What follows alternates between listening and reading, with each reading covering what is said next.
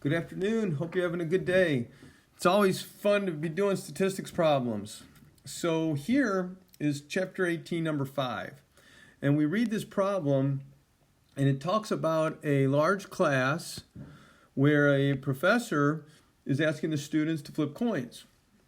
And one of the students says that out of 200 times, they had 42%, the coin landed head side up. And what do we think about this claim? And it says the result is how many standard deviations below or above the mean. So what we need to understand here, first of all, is that, do you see how I have circled in red mean of the sampling distribution of the sample proportions? Okay, this is the hint that we are in the central limit theorem mode, in the theoretical mode, where we're having lots and lots of samples of the same sizes occurring, and we're looking at the means of those samples. Now in this case, you can see where my model is. I'm going to create a model with a normal curve, and then the middle, the center, is going to be 0.5, because that's the probability of success for flipping a card and a coin and getting heads. Now, because if you'll notice, I have a sample size of 200. So having a sample size of 200, I'm going to apply the central limit theorem, which says, number one, that I can use the mean of the population proportion for the center. Okay, these are going to be equal. Okay, and then for the standard deviation of the p hat, it's going to be the square root of p times q divided by n, which is 0.035. I'm going to double check that number though real quick. Second square root, let's see here. Second square root, 0.5 times 0.5 divided by 200. And I got 0.0353. So remember, MathIXL can be kind of picky at times.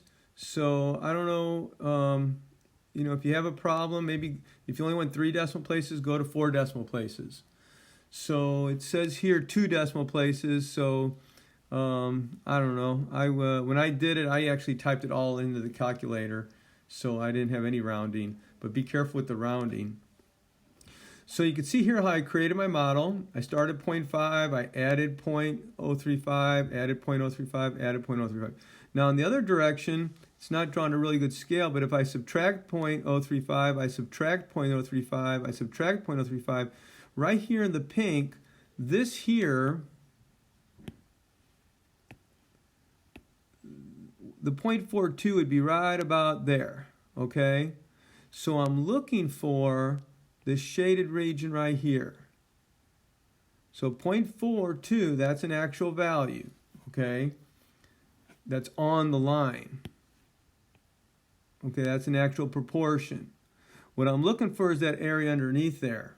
And that would give me the probability of the occurrence for this sample of 200 having 42% land on head with the heads up.